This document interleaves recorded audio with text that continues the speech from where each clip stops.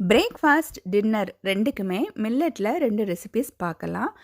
நைட்டே வந்து 1 கப்பு வரகரிசி, அதே கப்பில் ஒரு கைப்பிடி நிறையா உளுந்து, 1 கைப்பிடி நிறையா துவரம்பருப்பு, 1 கைப்பிடி நிறையா கடலைப்பருப்பு, 1 கைப்பிடி நிறையா சிறுபருப்பு எல்லாமே மொத்தமாக போட்டு 2-3 தண்ணியில் நல்லா கழுகிட்டு நல்ல தண்ணி ஊற்றி ஒரு வத்தலும் போட்டு நைட்டே இதை ஊற வச்சிடலாம். இன்னொரு பாத்திரத்தில் 1 கப்பு ராகி, 1 கப்பு இட்லி அரிசி, பாதி கப்பு உளுந்து, 1 டீஸ்பூன் வெந்தயம் இதையும் 2-3 தண்ணியில் கழுகிட்டு நல்ல தண்ணி ஊற்றி இதையும் நைட்டே ஊற வச்சிடலாம். மார்னிங் எந்திரிச்ச உடனே ஃபஸ்ட்டு வந்து இந்த வரகரிசி பருப்பு எல்லாம் போட்டதை எடுத்து இது நல்லா ஊறி போய் இருக்கும். இந்த வத்தல் எல்லாமே ஒரு மிக்ஸி ஜாரில் போட்டுட்டு கொஞ்சமாக கல்லுப்பு போட்டுட்டு இஞ்சி ஒரு சின்ன துண்டு போட்டு பெருஞ்சீரகம் 1 டீஸ்பூனும் போட்டு நல்ல பட்டு போல் இந்த மாதிரி பதத்துக்கு அரைச்சிட்டு வந்துடலாம். இதை ஒரு 15 நிமிஷம் வச்சுட்டு அதுக்கப்புறம் அதில் வெங்காயத்தை சின்ன சின்னதாக வெட்டி போட்டுட்டு 1 கைப்பிடி நிறையா முருங்கைக்கீரையும் போட்டு நல்லா இதை மிக்ஸ் பண்ணலாம்.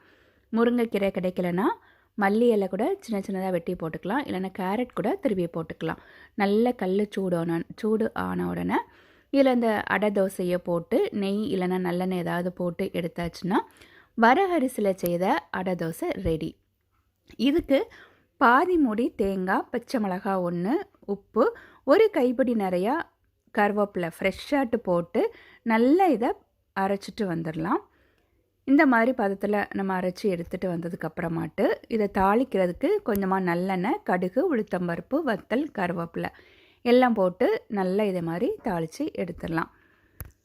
நல்ல கருவேப்பிலை வாசனையில் தேங்காய் எல்லாம் போட்டு நல்லா வாசனையாட்ட ஹெல்த்தியான கருவேப்பிலை சட்னி, அதுபோல் வரகரிசி பருப்பு எல்லாம் போட்டு முருங்கைக்கீரை போட்டு நல்ல ஹெல்த்தியான அடை தோசை. இந்த கப்பு மெஷர்மெண்ட்டுக்கு தான் நான் எடுத்தேன்னா 8 அடை தோசை எனக்கு வந்துச்சுது. 4 பேர் தாராளமாக சாப்பிட்லாம். பிரேக்ஃபாஸ்ட் வேலையெல்லாம் முடித்ததுக்கப்புறமாட்டு நம்ம நைட்டே ஊற வச்சுருக்கிற இந்த ராகியையும் கொஞ்சமாக கல்லுப்பு போட்டு நல்லா இதையும் பட்டு போல் அரைச்சிட்டு வந்து இந்த பாத்திரத்தில் ஊற்றி வச்சிடலாம். இது வந்து 5 மணி நேரத்துலேயே நமக்கு இது புளிச்சிரும். புளிச்சதுக்கப்புறமா நம்ம வந்து இதை ஃப்ரிட்ஜில் தூக்கி வச்சிடலாம். கொஞ்சமாக பொங்கினதுக்கப்புறம் ஃப்ரிட்ஜில் தூக்கி வச்சிடலாம். நைட்டு வந்து ராகியில் நம்ம வந்து தோசை வந்து போட்டுக்கலாம். இதுக்கு எண்ணெய் நல்லெண்ணெய் வேணும்னா இதை கொஞ்சமாக விட்டுக்கலாம். இதுக்கு ஏதாவது துவையல், சட்னி, சாம்பார் ஏதாவது வச்சு நம்ம சாப்பிட்லாம். ரொம்ப டேஸ்ட்டாட்டு இருக்கும்.